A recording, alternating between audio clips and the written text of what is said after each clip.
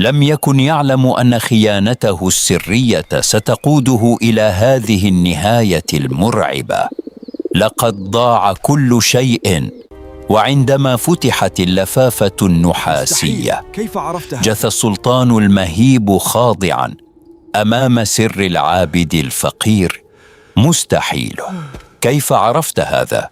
السلام عليكم ورحمة الله وبركاته، والصلاة والسلام على رسول الله صلى الله عليه وسلم. أهلا بكم في قناتكم قصص حقيقية تكشفت. قبل أن نبدأ الملحمة لا تنسوا الاشتراك في القناة وتفعيل جرس الإشعارات، وشاركونا توقيعاتكم في التعليقات. في عتمة الليل جثى السلطان المهيب كامور على ركبتيه أمام كوخ طيني حقير، وعيناه تتسعان ذهولا مما يرى بالداخل. كان العابد الفقير بارق يجلس بهدوء فوق حصير بال، ممسكا بلفافة نحاسية قديمة تشع نورا غامضا كشف سر ملوك الأرض. تراجع قائد الحرس زارع إلى الوراء، ورفع مشعله وهو يرتجف خوفا بعد أن أبصر الأسماء المكتوبة بالدم على حواف اللفافة. نظر العابد بارق إلى السلطان دون خوف، ونطق بكلمات زلزلت أركان الكوخ، معلنا بداية الحساب الذي انتظروه لسنوات. تعثر السلطان كامور في خطواته إلى الخلف، وسقطت عصاه الذهبية على الأرض، مدركا أن عرشه بأكمله بات في خطر. استل القائد زارع سيفه بسرعة ليحمي ملكه، بينما بدأت ظلال غريبة تتحرك بين الأشجار المحيطة بالكوخ المهجور.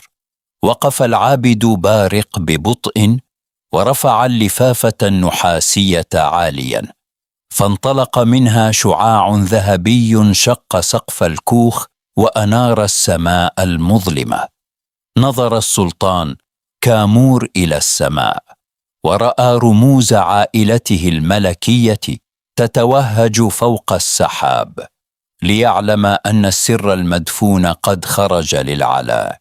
سقط القائد زارع على ركبتيه، وأنزل سيفه مستسلما للقوة الروحية التي ملأت المكان، تاركا السلطان وحده يواجه مصيره. خرج العابد بارق من كوخه بخطوات واثقة، متجاوزا الحرس المذهولين، وأشار بيده نحو القصر الملكي البعيد، معلنا الخطوة التالية. عاد السلطان كامور إلى قصره يجر أذيال الهزيمة النفسية، يمشي في الممرات الذهبية الشاسعة، وقلبه يرتجف من وطأة السر المكتشف. في زوايا القصر المظلمة كان الوزير الخائن ظافر يراقب قلق الملك بخبث، ويبدأ في حياة مؤامرة جديدة للسيطرة على العرش. وفي هذه الأثناء كان العابد بارق يتقدم بثبات نحو بوابات المدينة الحديدية الضخمة، حاملا لفافته النحاسية التي تحمل هلاك الفاسدين.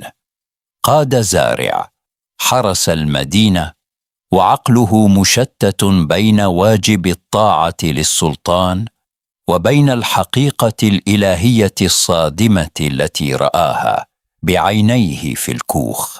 دخل الوزير ظافر إلى قاعة العرش متظاهرا بالولاء التام أمام السلطان المهزوز، بينما كان يخفي وراء ظهره خنجره مسموما لإنهاء حكمه. استشاط السلطان كامور غضب وهو فوق عرشه، وأصدر أمرا صارما باعتقال العابد قبل أن يفضحه أمام عامة الشعب في الساحة. في وسط السوق المزدحم حاصرت قوات النخبة العابد بارق، لكن ملامحه الهادئة لم تهتز، وكأنه كان ينتظر هذه المواجهة. هنا تدخل القائد زارع بجسده، ووقف حائلا بين الجنود والعابد، رافضا رفع سيفه في وجه رجل طاهر، معلنا عصيانه لأوامر القصر.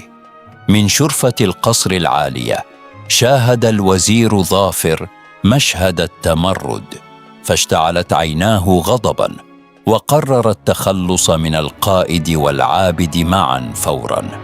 فتح العابد بارق اللفافة النحاسية مجددا وسط الحشود، فانبثق منها هذه المرة نور قرمزي حاد، إذانا ببدء المرحلة الحقيقية من العقاب. ومع انتشار النور القرمزي الحاد تراجع الناس في الساحة خطوة إلى الوراء، بينما بقي العابد بارق ثابتا كالجبل ينظر إلى الأفق. فجأة انطلق سهم غادر من شرفات القصر نحو صدر العابد، لكن القائد زارع تحرك بلمح البصر ليفديه بجسده القوي. كان الوزير ظافر يمسك بقوسه الخشبي فوق الشرفة، وتعبيرات وجهه تشيع غيظا بعد أن فشلت محاولته في إسكات العابد للأبد. وفي داخل القصر كان السلطان كامور يراقب النور الذي يملأ مدينته، وقد بدأ الندم يتسلل إلى قلبه المثقل بالخطايا القديمة. رفع بارق يده وأشار نحو البوابة الكبرى لتتحول خيوط النور إلى كلمات مضيئة تقرأها الحشود وتكشف خيانة الحكام. التفت القائد زارع إلى الحشود الثائرة، محاولا السيطرة على الغضب العارم الذي اشتعل في نفوس أهل المدينة بعد رؤية الحقيقة. أدرك الوزير ظافر أن اللعبة انتهت، فركض عبر السلالم الخلفية المظلمة حاملا صرة من الذهب، آملا في الفرار قبل فوات الأوان. وفي تلك اللحظة الفارقة نزل السلطان كامور عن عرشه، وخلع تاجه المرصع بالمرجان ليضعه أرضا، معلنا خضوعه التام للحق. تقدم العابد بارق بخطوات ثابتة عبر صفوف البشر التي انفتحت له إجلالا، متوجها مباشرة إلى قلب القصر الملكي دون حراسة. وقف السلطان كامور عند أعلى الدرج الكبير ينتظر وصول العابد، مطأطئ الرأس أمام رجل فقير هز أركان مملكته بصدقه. صعد العابد بارق درجات القصر الرخامية بخطوات وإيدا، وعيناه الحادتان مثبتتان على السلطان الذي كان ينتظره في أعلى السلم. عندما وصل العابد إلى القمة مد السلطان كامور يديه المرتجفتين في تضرع، طالبا العفو والصفح عن مظالم الماضي السحيق. وفي هذه الأثناء كان الوزير ظافر يختبئ في نفق سري مظلم تحت الأرض، يشعل شمعة صغيرة ليتفحص صندوقا حديديا يحوي وثائق الإدانة الكبرى. لكن القائد زارع اقتحم النفق السري فجأة برفقة جنوده المخلصين ليمسك بالوزير الخائن متلبسا. قبل أن يهرب بأسرار المملكة قاد بارق السلطان إلى قاعة الاستقبال الكبرى، وفتح اللفافة النحاسية لتظهر خريطة مضيئة على الجدار تكشف مكان الكنز المسلوب من الفقراء. انهمرت الدموع من عيني السلطان كاموري وهو يرى موقع الحقوق الضائعة، وأومأ برأسه موافقا على إعادة كل شبر لأصحابه دون قيد أو شرط. أخرج الوزير ظافر مكبلا بسلاسل حديدية ثقيلة إلى باحة القصر بعد أن جرد من نفوذه وماله الحرام الذي جمعه بالخديعة. تقدم القائد زارع نحو القاعة الكبرى حاملا الصندوق الحديدي المسترد، وقدمه باحترام أمام العابد بارق والسلطان ليعلن انتصار العدالة.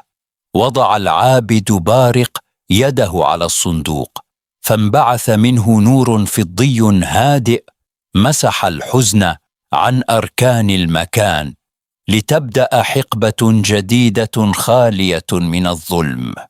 وفوق الأرض الترابية جلس السلطان كامور متواضعا بجانب حصير العابد، يستمع إلى حكمته ويعلن أن ملوك الأرض لا يساوون شيئا أمام الحق.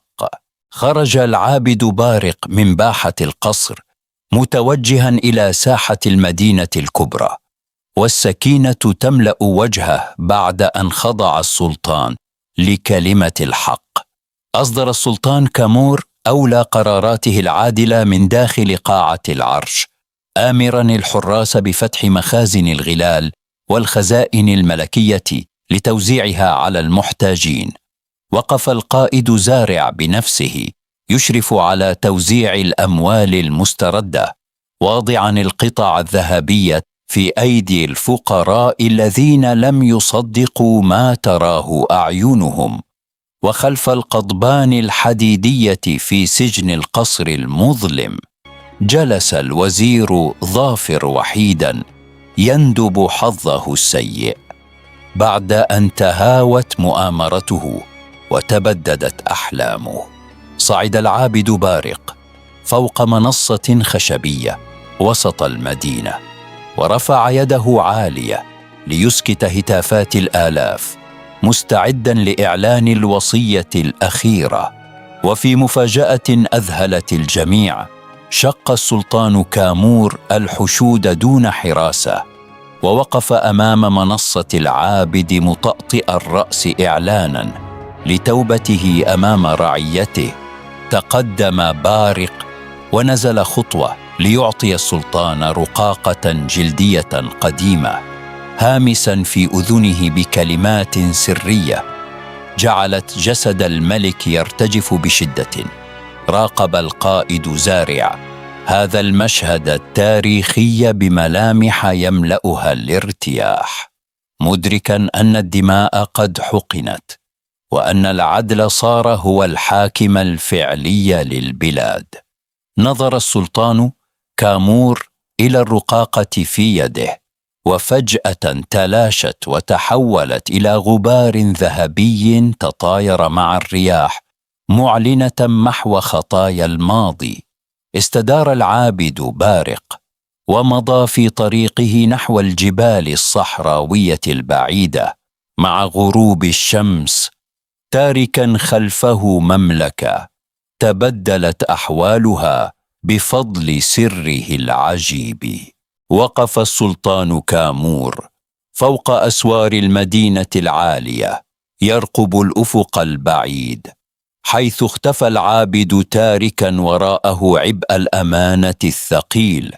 تقدم القائد زارع بخطى ثابتة ووقف خلف ملكه حاملا خارطة جديدة للبلاد تظهر تقسيم الأراضي بالعدل بين عامة الناس.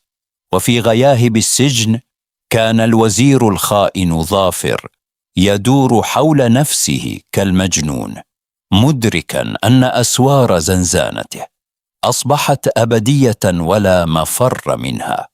وعلى مسافة أميال جلس العابد بارق في مغارة جبلية وعرة يتأمل النيران الصغيرة أمامه، وقد استعاد خلوته وزهده بعيدا عن صخب الملوك. عاد السلطان كامور إلى مكتبه الخاص، وبدأ يوقع المراسيم الملكية التي تمنع فرض الضرائب الجائرة على الفلاحين والفقراء.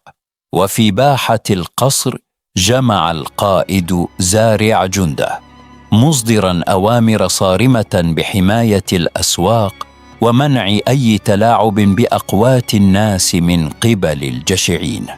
نظر الوزير ظافر من كوة سجنه الصغيرة، وقد ملأ الحقد قلبه وهو يرى المدينة تعيش في سلام وأمان لم يشهده من قبل.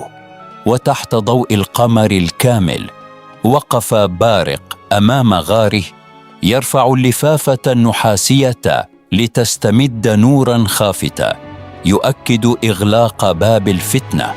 تنفس السلطان كامور صعداء وهو يقف في شرفته، شاعرا لأول مرة منذ سنوات طويلة بطمأنينة النوم بعد زوال الظلم. طاف القائد زارع شوارع المدينة الهادئة ليلا، يراقب السكينة التي حلت على البيوت، حارسا للعهد الجديد الذي صنعه العابد الفقير. ومع إشراقة يوم جديد جمع السلطان كامور حكماء المدينة في ديوانه الاستشاري، طالبا مشورتهم في ترسيخ قواعد العدالة الدائمة. عند بوابات المدينة وقف القائد زارع يرحب بقوافل المزارعين العائدين إلى أراضيهم المستردة، والبهجة تعلو وجوه الجميع. وفي ظلمة حبسه كان الوزير ظافر يخط على جدار زنزانته خطوطا تحصي أيام خيبته وانكساره بعد أن تركه الجميع لمصيره المحتوم. ومن أعلى قمم الجبال الوعرة وقف العابد بارق يتكئ على عصاه الخشبية، يرمق المملكة بنظرات ملأها الرضا والاطمئنان.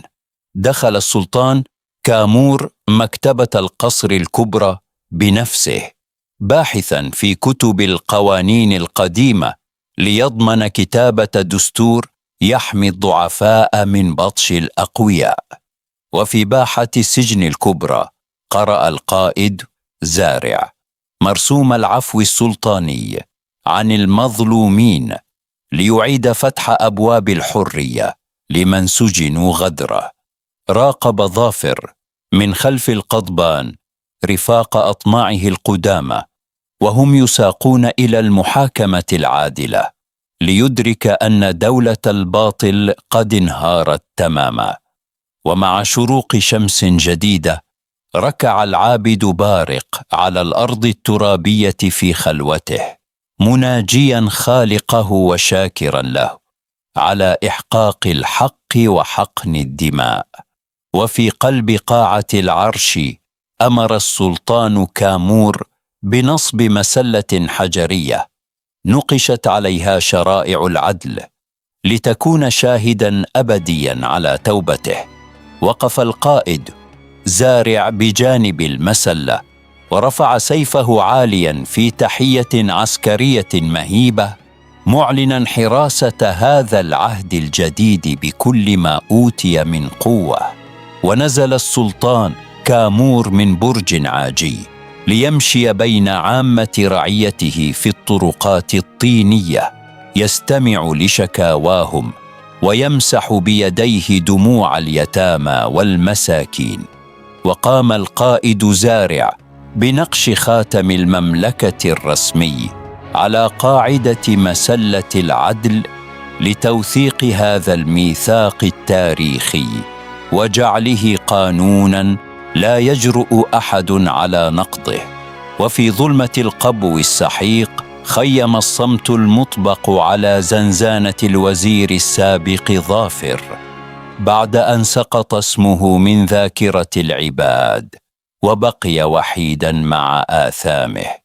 وعلى قمة الجبل الوعر هبطت حمامة بيضاء على ذراع العابد بارق، حاملة معها بشائر الطمأنينة بأن الرسالة قد وصلت والأمانة قد أديت.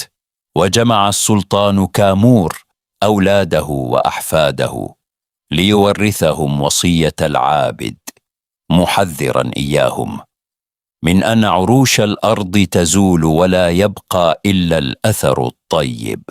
ووقف القائد زارع يتأمل النجوم المتلألئة في جوف الليل، شاعرا بفخر عظيم، لأنه اختار نصرة الحق في اللحظة الفارقة من تاريخ بلاده. وفتح بارق لفافته النحاسية للمرة الأخيرة، فارتسمت عليها كلمة تمت، ثم اختفت الحروف المضيئة تماما، لتعود اللفافة قطعة معدنية صامتة.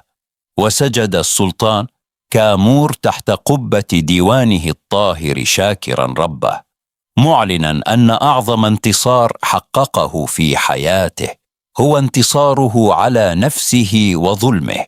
وتصافحت أيدي الجند والرعية في ساحة المدينة الكبرى ليعم السلام أرجاء أرض عاشت دهورا تبحث عن نور حقيقي ينقذها.